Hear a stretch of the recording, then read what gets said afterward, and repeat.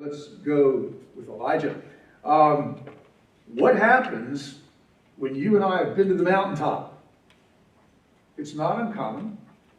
Martin Luther King literally says, I've been to the mountaintop. And it wasn't long after that, he's shot dead in Memphis. One of my dearest friends is a guy named Doug Birdsall. He's a Presbyterian pastor. He heads up a group called Civilitas right now, which is working in the midst of our violent culture to bring racial reconciliation between black churches and white churches. Doug is the most godly man outside of John Stott that I've ever met. And Doug headed up the third Lausanne Congress on World Evangelization back in Cape Town, South Africa in 2010. I was fortunate to be one of the U.S. delegates to that Congress. There was like 5,000 delegates from all over the world. It was 12 days of just awesome strategizing about world missions. And Doug worked on that thing. He traveled millions and millions of miles around the world from 2004 to 2010, basically asking for money to fund this thing for Christians all over the world. And he pulled it off. He got cancer twice after that because his immune system was so stripped from changing time zones for 6 years. But I remember at the last day of the Cape Town Congress, everything just went marvelous. It couldn't have gone better. And I saw Doug and I went up to him and I said, I just felt led to say, Doug, how can I pray for you in the wake of this? And he said, well, Ron, people are telling me that, after this is over, because I've spent 6 years building up to this, after it's over, I'm liable to crater. So I said, well, Doug, I'm going to pray for God's buoyancy of your life. And Doug did. He cratered after that. I remember training for the Richmond Marathon for 3 months when I was in seminary. And some people say the joys in the journey. I really enjoyed that. I did it with another seminary student. We worked out every day and ran. And then we did it. And then all of a sudden, it's over. And I went into kind of I've never really suffered clinical depression, but it was just kind of a depression. I wish we could take the clock back and do it over again.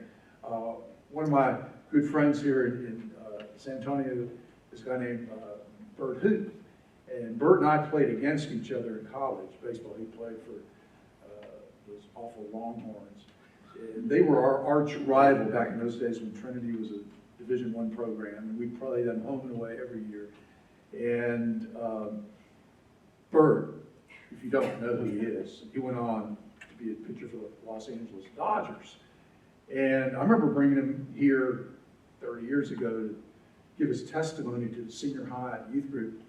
And he started by saying, who won the 1981 World Series? Now this was like 1987 or something. I had even forgotten.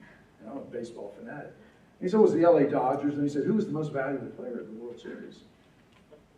He said, well, I was. He says, I'm not bragging, but I'm making those points to make a point with you. And he told his story of his life, how he thought when he was a little kid, if I could just make a little league team, my life would be fulfilled. Everything would be good. Well, he did that. And then, well, if I could just make the high school team. Well, he did. Well, if I could just be all state in high school, my life would just come together. Well, he did. Then it was, but that didn't satisfy him. That was, if I could just sign and play college ball, happened at UT. Then it was if I could be all-American. It happened. He says, I was totally unfulfilled. I know what it is. If I could make the major leagues, and he did. But then I didn't feel, if I could be an all-star, my life would be, nope. He made the all-star team. World Series.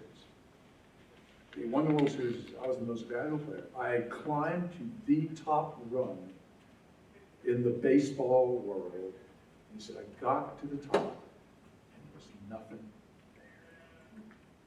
Until they came to Christ. I remember he said, none of that means anything. You stand there, you have this World Series ring on. I almost raised my hand and said, I'll take the ring. But oftentimes we have a mountaintop experience, and then that's followed. The disciples experienced that. Remember the transfiguration. They go up on the mountaintop with Jesus. and they see Moses and Elijah, and they hear God's voice, and they see Jesus transfigured, you think that would be enough to carry them through anything through the rest of their life. But they literally go down the mountainside, and they meet demoniacs, and the people possessed, and they don't know what to do, and they're all flustered, and they're blown out of the water. And that's Elijah. He's been to the literal mountaintop, Mount Carmel. He has won the battle of the prophets. He's had a powerful experience of the presence of God. He's seen God work the miracle of not just lighting the sacrifice on fire. God dissolves the stone, the dust, just vaporizes everything. You'd think that Elijah would be on the top of the world. The problem with being on top is that everybody's trying to knock you off. Just this morning at WOAI, as I was going from my Bible study here, Charlie Parker on WOAI, who's an alum of the University of Alabama, he said, "You know who everybody's rooting against this week, don't you? The University of Alabama, except for the people that are alums. Everybody wants to see that number one team knocked off, so maybe their team can climb the ladder." So when you're on top, everybody's trying to knock you off your perch. And Jezebel has had it. She has had it with Elijah. Not only is he a prophet of the wrong God, remember he's been responsible for the deaths of 450 of her prophets.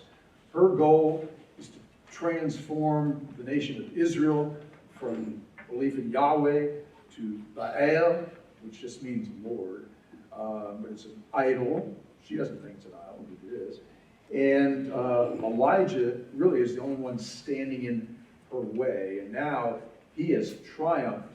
And so she puts a hit out on Elijah and says, if you're not like all my prophets that are dead by this time tomorrow, I'm not Jezebel. And so Elijah's filled with fear. And again, we might think, well, he shouldn't be afraid. He's seen the power of God. But how many times have you and I had that powerful experience with the Lord, but then 2 days later, something happens and we're upset and afraid and we're not sure we're going to make it through something. Elijah's just one of us. He's human. And Jezebel has the firepower to carry out. She's the queen. She has the means and the clout, the influence to make good on her threats. And so Elijah does what a lot of us would probably do. That's hightail it the heck out of there. How far does Elijah go? Well, it says he went to Beersheba. What does that mean? Beersheba is not in Israel. He heads south. It's in Judah. He's now in the southern kingdom where he's not been called by God to be a prophet. He's been told, you're the prophet to the northern kingdom. And he does something that leads, I believe, I think Elijah makes his own bed here. We're going to see him go into what we might call today severe depression. And there's some really good biblical principles in here. If any of you went to the Pathways to Hope conference, this would have been a great story to unpack in that conference. And here we have thousands of years old solutions to 21st century problems.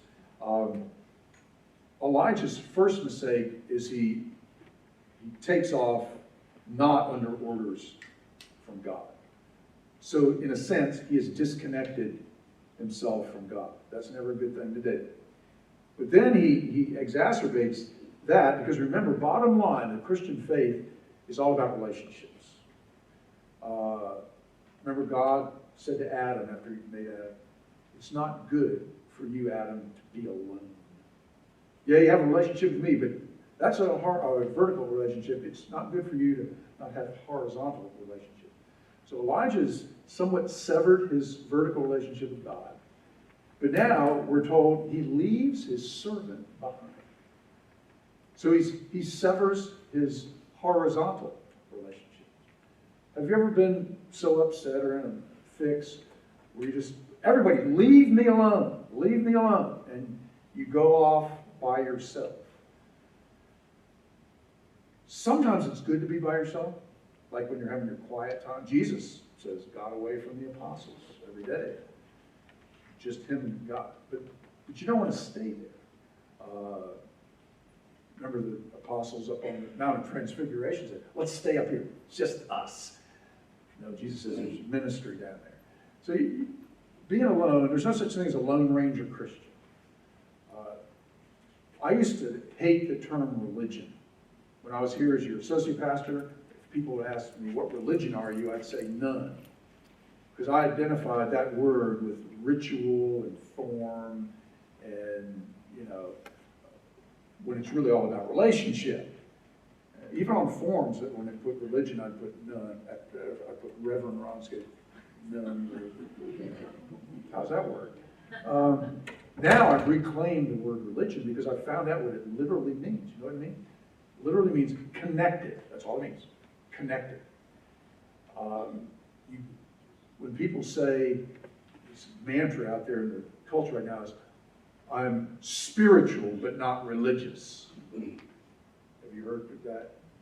What they're saying is, I don't need other people in my spiritual life. It's just me and whatever they think God is, and I can do it by myself.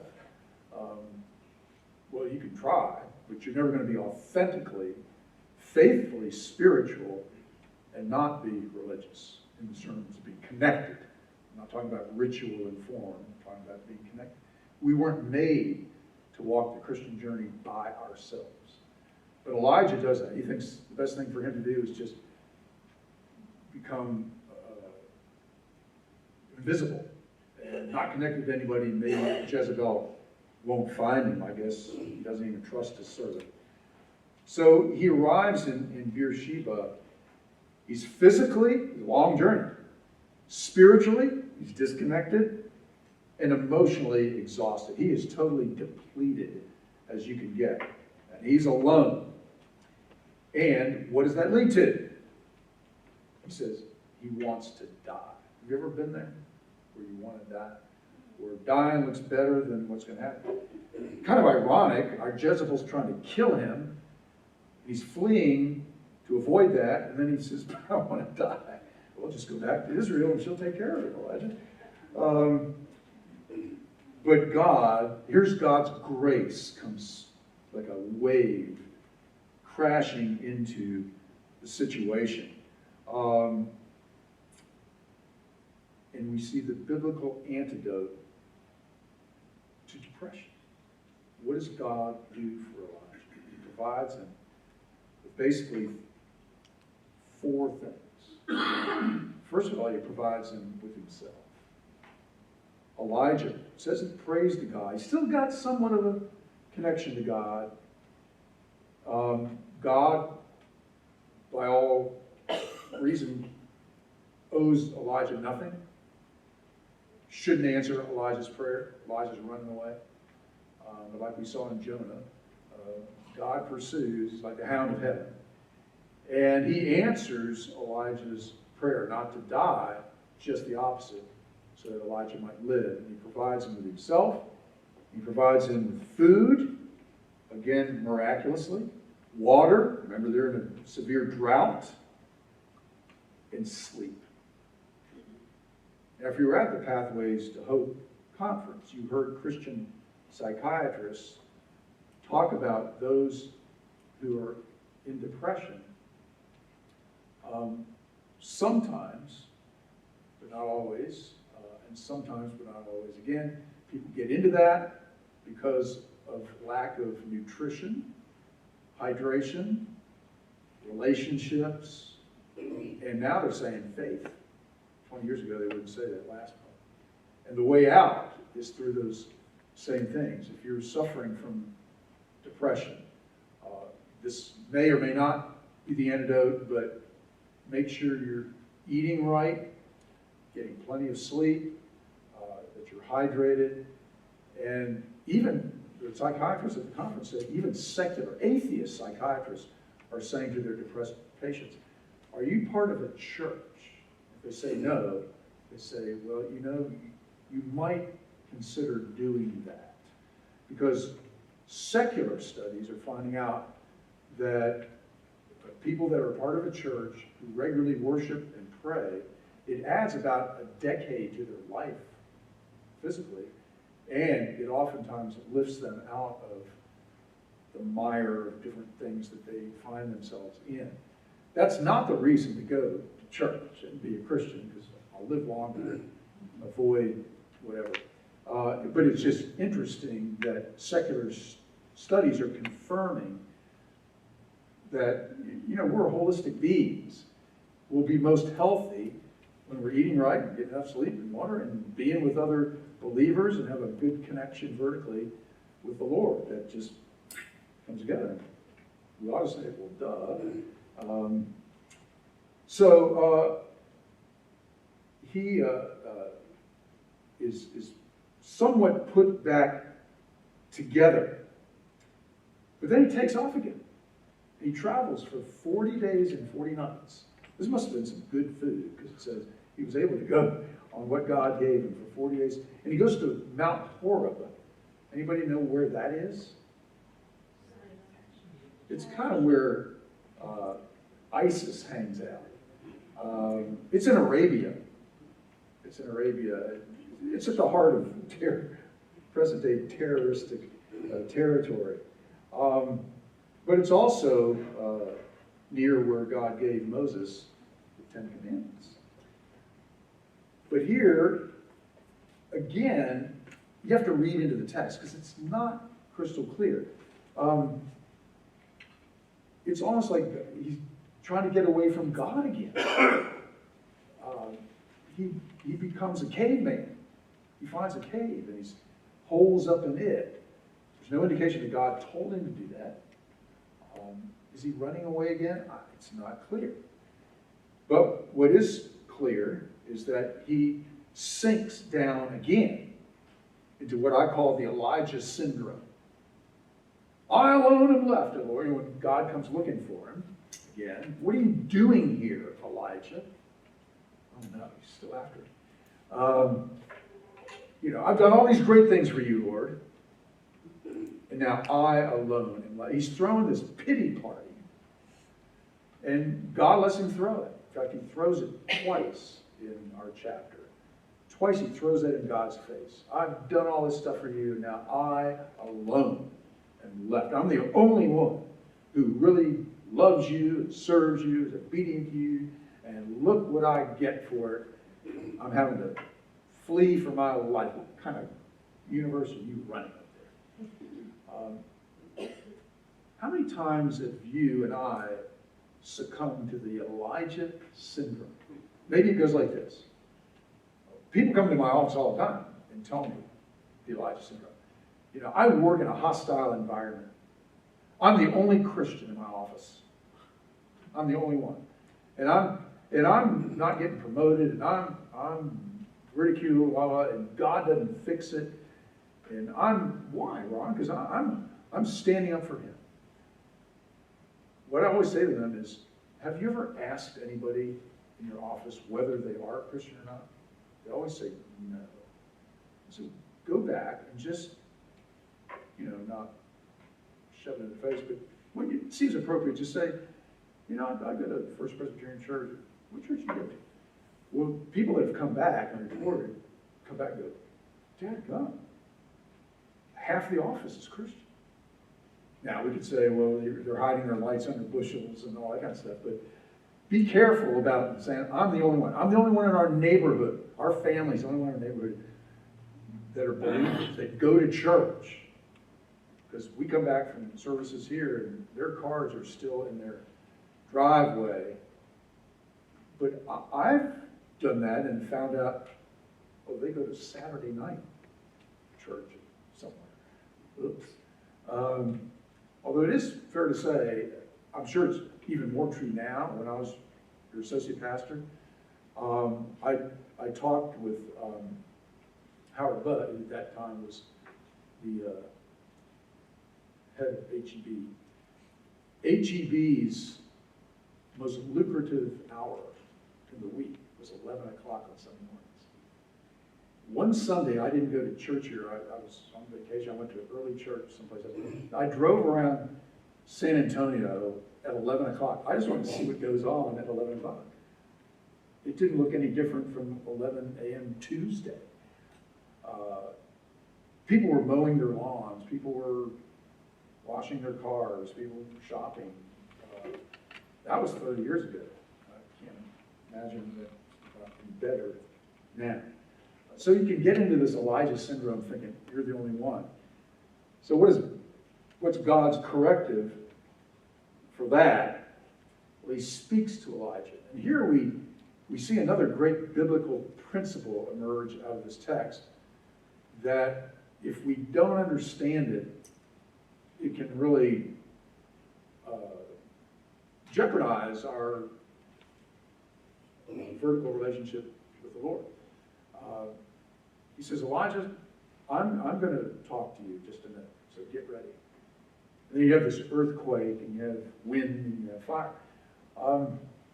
If you're like me, earlier on in my life, I used to say things, when I was faced with a tough decision, I'd say things like, God, would you just write it in the clouds? Do a miracle, some splashy thing, so I'm convinced that's what I'm supposed to do, and it's really you telling me to do it.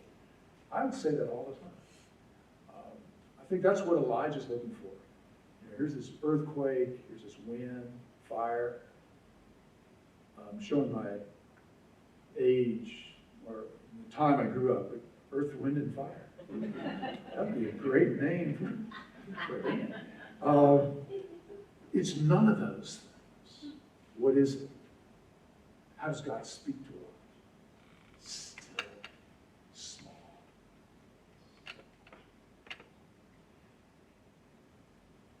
Do you ever get to the point in your life where you don't feel like God's communicating with you?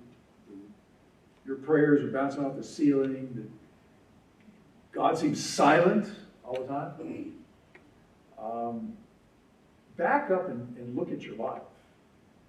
We live in this day and age of continual 24/7 bombardment of white noise. And you can't get in an elevator today and relax. I mean, there's the stock exchange going across the thing, there's Muzak, or there's a television in the elevator with CNN going and telling you what you don't want to know about the election. And by the way, I figured out the solution to this problem we're in. Have you driven around San Antonio? How many signs do you see on anybody's lawn? Occasionally I see. Bumper stickers on cars? Nobody wants anybody to know that they're going to vote for either of these people. I'm there. I'm with them. So if I can get your signature on it, I'm writing a letter to Queen Elizabeth and asking if she'll take us back. She's a godly woman who loves Jesus. I'd rather live under her monarchy, I think. I don't think she didn't they ban Trump from coming into England or something? I don't know. Anyway, Lord's going to be sovereign on November 9th, just as much as he is now, so don't panic. Where am I? Earthquake, wind, and fire. The still small voice of God. We were bombarded by the cacophony of the world's siren and seductive and shouting voices, and we don't even know it. I read an article about a guy who's very savvy with social media. But he says it's killing our kids and it's killing us. And I guess he's about my age, because he said when he was in high school, when you would leave high school for the day, you pretty much disconnected from your friends. I mean, you went home, and there was the one landline telephone, and don't stay on that phone more than 2 minutes. So you couldn't be talking to your friends all night long. You couldn't. And what was the other media in your house? I had no media. Well, I did. I had a radio in my room. I didn't have a TV. When I was at Trinity University, only a handful of kids had TVs in their rooms, even a black and white. We didn't. I'd go to my room to do my homework. My only distraction was the radio. If my best friend, Mike, broke up with his girlfriend right at the end of school, and I found out of that, well, I kind of had to just stew on that all night. And then when I reconnected in the morning, I'd find out more of the story. And by that time, I really didn't care. Or if he had told me and she really tooled me around, well, I maybe flared up that night, but then I got over it by the time I got out of school. But now everything's immediate. And your kids, your grandkids, are under the covers with their iPhone at night, all night long, communicating with their friends. They never disconnect. They never disconnect. And so we have this constant bombardment. And so when God speaks in a still, small voice, how can we hear him? We're being bombarded with louder voices all the time. Which means that if you don't have a daily quiet time, devotional time, an intentional time where you're pulling away from all this stuff, cutting your cell phone off, putting your iPad in the case, and praying, and I'm going to challenge the congregation again next month to read through the Bible with me in 2017. I don't do that because it's a pious exercise that's going to earn you brownie points in heaven. It's not going to earn you anything. But you can't, how are you going to hear God's voice if you don't even know what his voice sounds like? True story. Dartmouth College was founded by Presbyterians. Primarily it was a college for American Indians, to educate American Indians.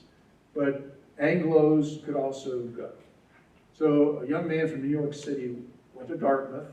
His roommate was an American Indian boy. And Thanksgiving vacation came around, and he said to his Indian roommate, "Come home with me to New York City for Thanksgiving. I'd love for my family to meet you." And the Indian had never been to New York, never been to a big city.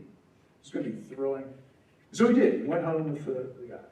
And one day they were walking down Fifth Avenue, and there's horses and carriages, and horses neighing, and jackhammers going, and all those sounds of a big city. And they're walking along, and the Indian boy says, "Stop, wait a minute, listen."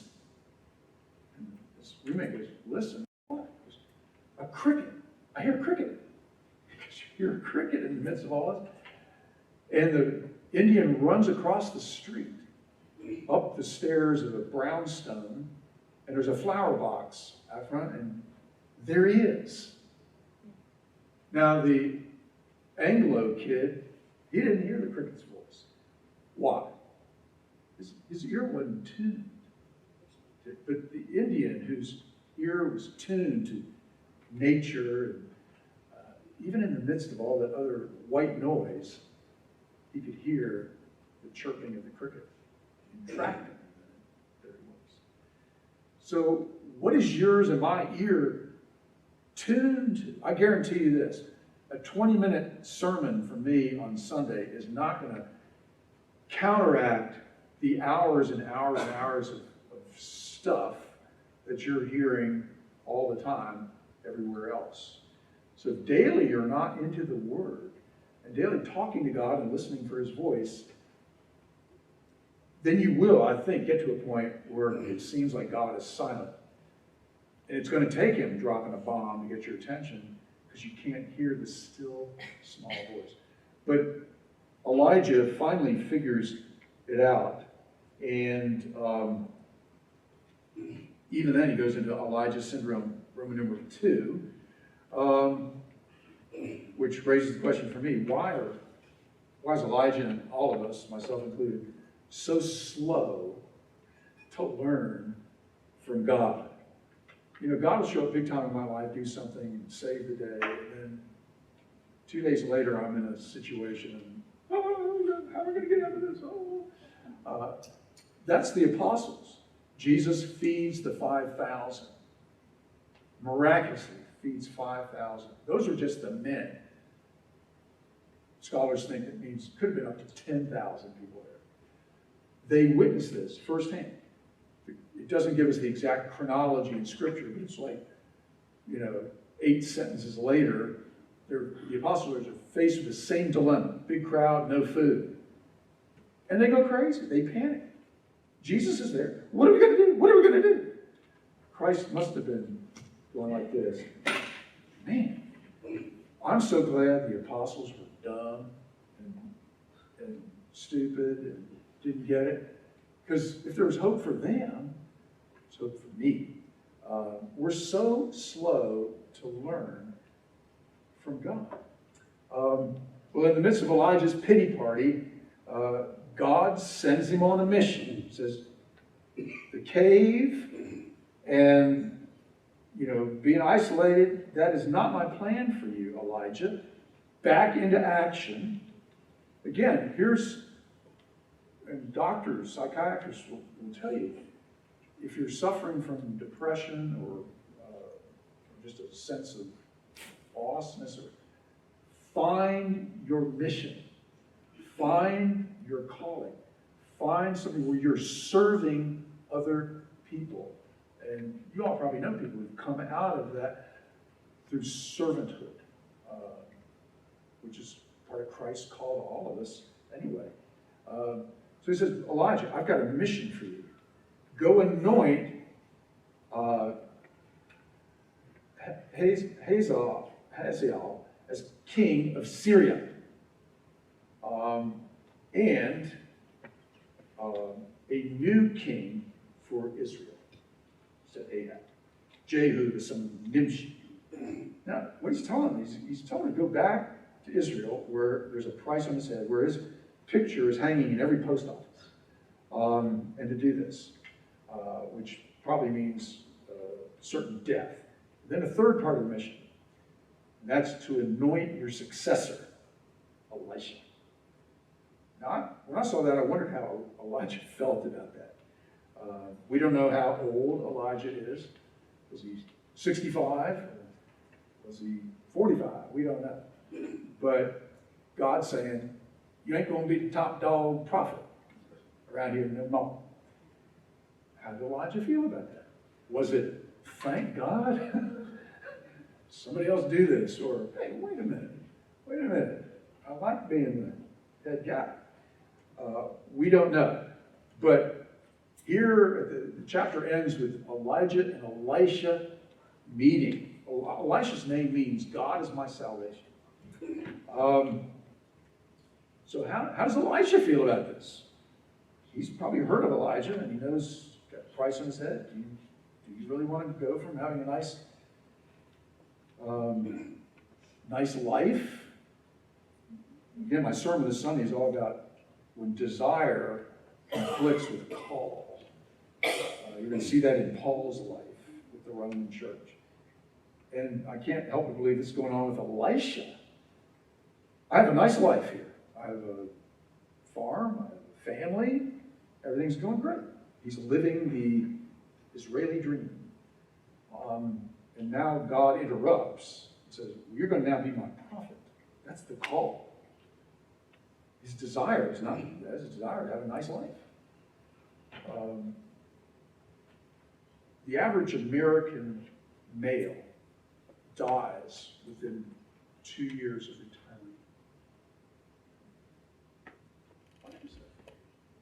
You would think, hey, all the stress is off you from running the world, and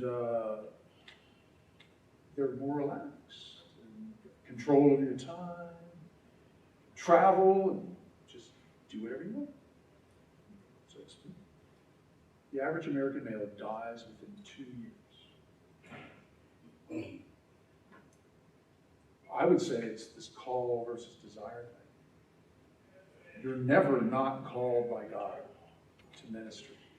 You may not be called to be the CEO of IBM anymore, but a Christian never retires from ministry. When you and I don't have that thing, that purpose that gets us out of bed, something bigger than we are, and preferably something that's as big as you can get, and that only comes from God, a mission from God. When we don't have that, we tend to, American men, we don't go up to each other and go, "Who are you? Tell me who you are." We say, "What do you do?" And you hear that all your life, and so from a little kid on, you can think, well, what's important is what I do. I'm defined by what I do. So if I don't do anymore, then am I? Have I lost all my self-worth and reason for being? Unfortunately, it appears that many men say, "Yep," and they check out. So what's Elijah going to do in all this? Is he going to lose his reason for living? So anyway, we'll find out next week. Next week, well, actually, you're not going to find out next week because you're going to go into chapter 20, and whoever put 1 Kings together jams a chapter that has nothing to do with Elisha or Elijah in the middle of the Elijah saga. Why, I don't know. In heaven, you can ask the author. I said, Rob Fuller is going to be with you all next week.